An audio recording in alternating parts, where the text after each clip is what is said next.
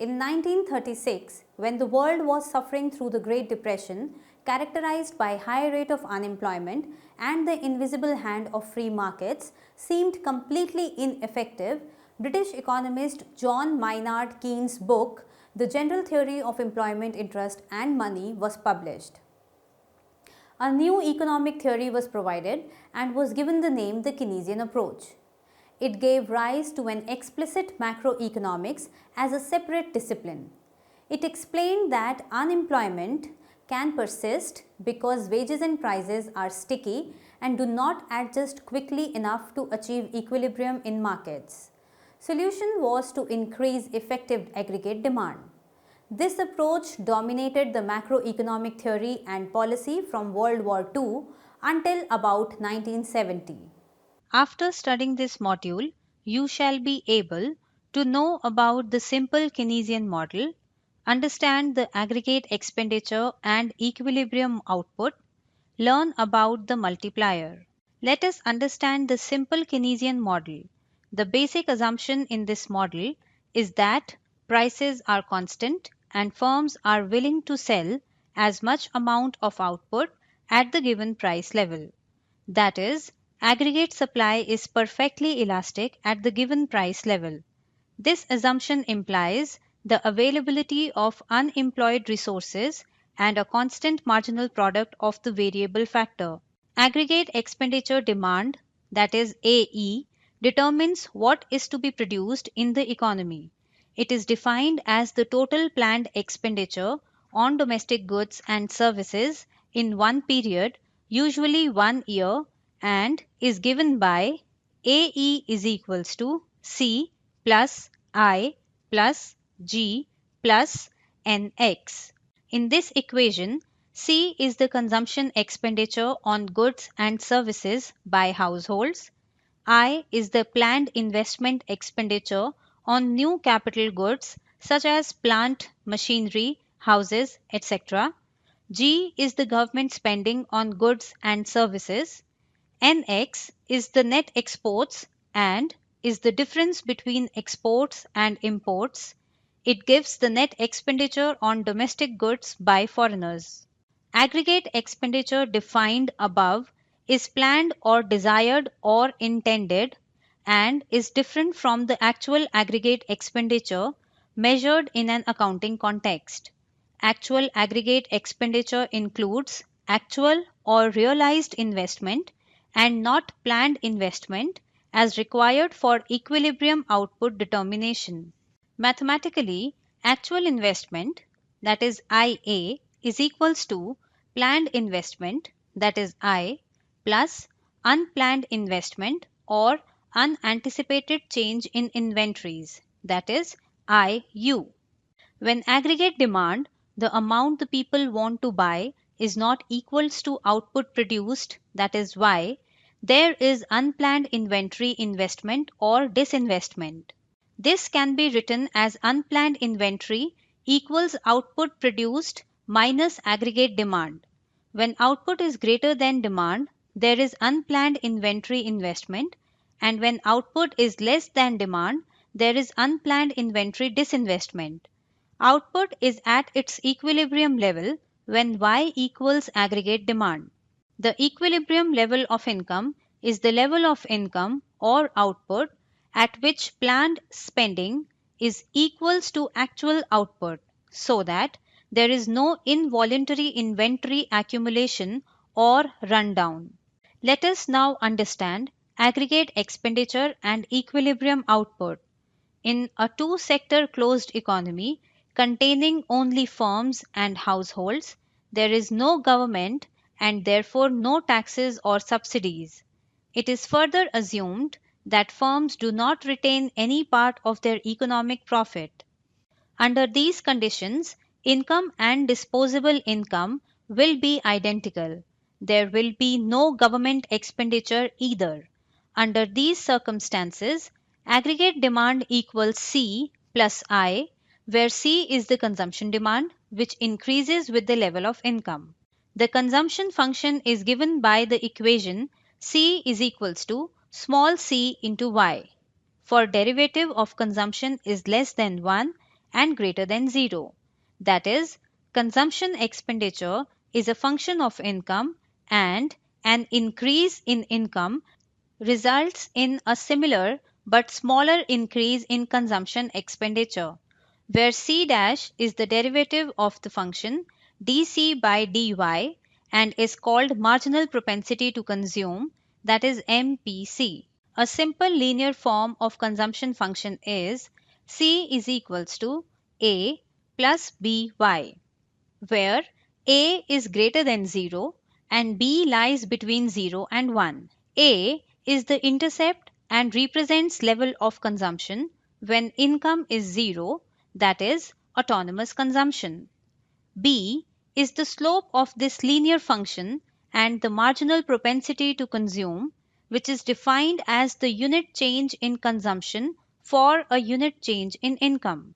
Average propensity to consume, that is APC, is defined as the total consumption to total income and is given by APC is equals to C by Y is equals to A by Y plus B.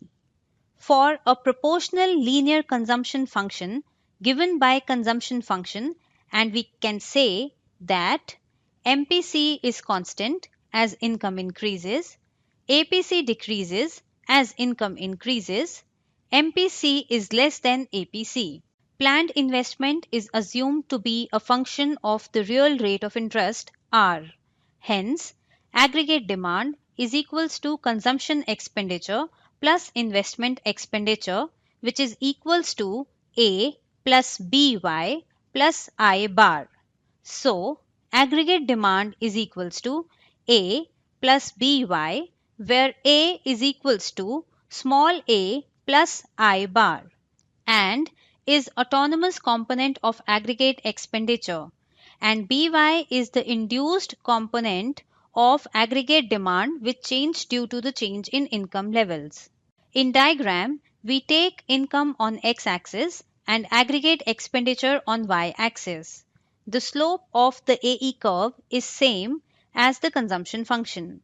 To determine the equilibrium level of income, we need to draw a 45-degree line. This line is a locus of points equidistant from both the axes.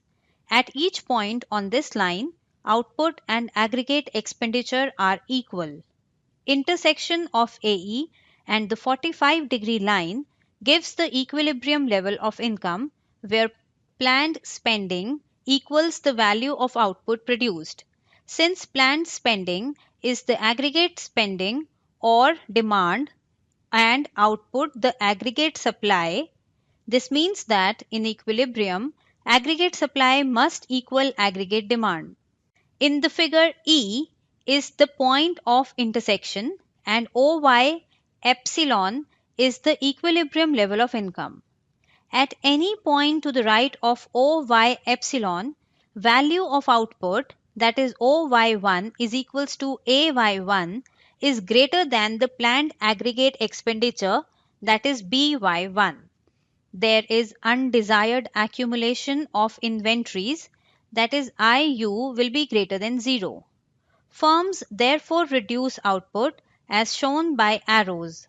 At an income level OY2, which is also equals to DY2, planned aggregate demand, which is equals to CY2, is greater than the actual output produced, and hence firms are forced to run down their inventories, that is IU is less than 0, to meet the excess demand. This will cause firms to step up their production and output increases. At equilibrium, IU is equals to 0. There is an alternative formulation of the simple Keynesian model equilibrium determination in terms of saving and investment. Income is either consumed or saved in a two-sector model.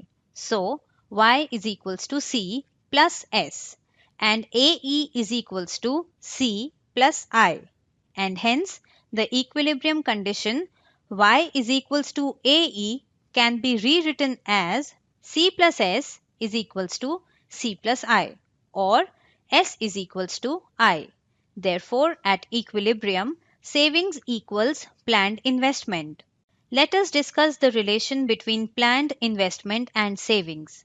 Investment curve is a straight line parallel to y-axis and saving curve intersects the investment curve at income level y epsilon. Below y epsilon, investment is greater than savings. As a result, unplanned investment increases and beyond y epsilon, savings exceed planned investment and thus unplanned inventory increases. Every time there is an injection of new demand into the circular flow, there is likely to be a multiplier effect. This is because an injection of extra income leads to more spending, which creates more income, and so on. The multiplier effect refers to the increase in final income arising from any new injection of spending. An increase in autonomous demand results in an increase in equilibrium income level. The magnitude of the increase in income is given by the multiplier. Multiplier is a number free of units. It is defined as the amount by which equilibrium output changes when autonomous demand increases by 1 unit. Keynesian economic theory contends, among other things, that any injection into the economy via investment capital, government spending, or the like will result in a proportional increase in overall income at a national level. Algebraically, multiplier alpha is written as alpha is equals to delta y by delta A. On further solving, we get delta y by delta A equals to 1 by 1 minus MPC or 1 by MPS. The magnitude of the multiplier depends upon the MPC or MPS. It varies directly with the MPC and inversely with MPS. There are, however, two limiting cases of the multiplier. One limiting case occurs when the marginal propensity to consume is equals to 1, that is, when the whole of the increment in income is consumed and nothing is saved. In this case, the size of multiplier will be equals to infinity, that is, a small increase in investment will bring about a very large increase in income and employment so that full employment is reached and even the process goes beyond that. The other limiting case occurs when marginal propensity to consume is equals to 0. That is, when nothing out of the increment in income is consumed and the whole increment in income is saved. In this case, the value of the multiplier will be equals to 1. That is, in this case, the increment in income will be equals to the original increase in investment and not a multiple of it.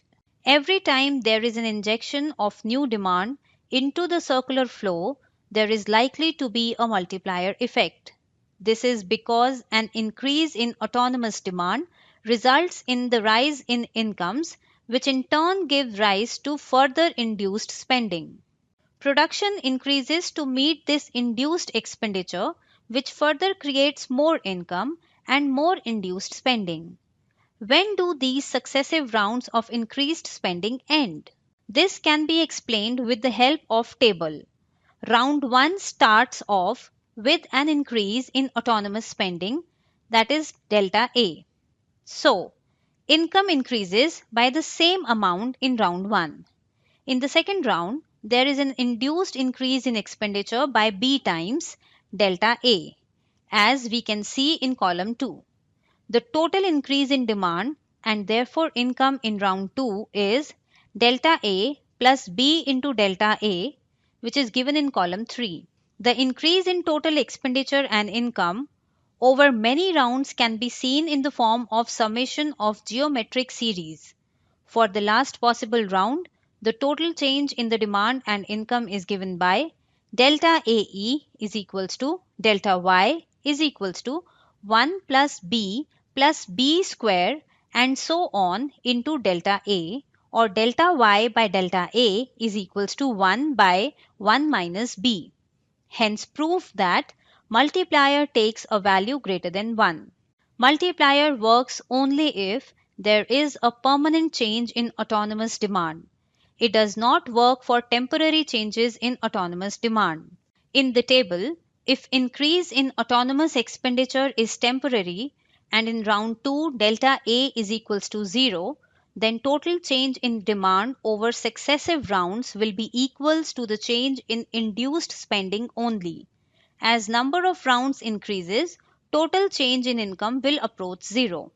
In equilibrium, the output produced by the firms must equal aggregate expenditure.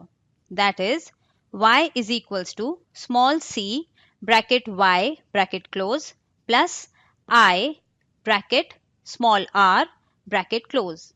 On differentiating, we get dy is equals to c dash dy plus I dash dr.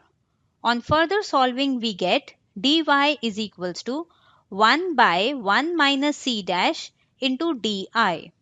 Here, 1 by 1 minus c dash is the multiplier, with c dash being the marginal propensity to consume.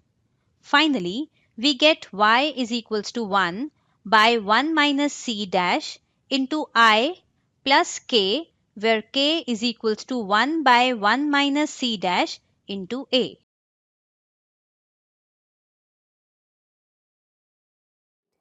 Let us now summarize what we have learned in this module. The Keynesian approach explained that unemployment can persist because wages and prices are sticky and do not adjust quickly enough to achieve equilibrium in markets. The basic assumption of the simple Keynesian model is that prices are constant and firms are willing to sell as much amount of output at the given price level. That is, aggregate supply is perfectly elastic at the given price level. This assumption implies the availability of unemployed resources and a constant marginal product of the variable factor. This model is called the Keynesian cross and is a building block for the ISLM model. Aggregate expenditure demand determines what is to be produced in the economy and is given by AE is equals to C plus I plus G plus NX. Actual investment is equals to planned investment plus unplanned investment or unanticipated change in inventories. When aggregate demand is not equals to output produced, then there is unplanned inventory investment or disinvestment and is written as IU is equals to Y minus AE, where Y is equals to AE, the output is at equilibrium. Marginal propensity to consume is defined as the unit change in consumption for a unit change in income. That is, B is equals to MPC is equals to change in C divided by change in Y. Average propensity to consume is defined as the total consumption to the total income and is given by APC is equals to C by Y is equals to A by Y plus B. For a linear consumption function, MPC is constant as income increases, APC decreases as income increases, and MPC is less than APC.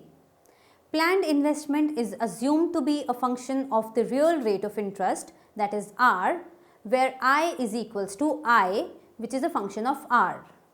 Income is either consumed or saved in a two-sector model, that is, Y is equals to C plus S. Multiplier is the magnitude of increase in equilibrium income level to an increase in autonomous demand. Algebraically, multiplier alpha is written as alpha is equals to change in Y by change in A.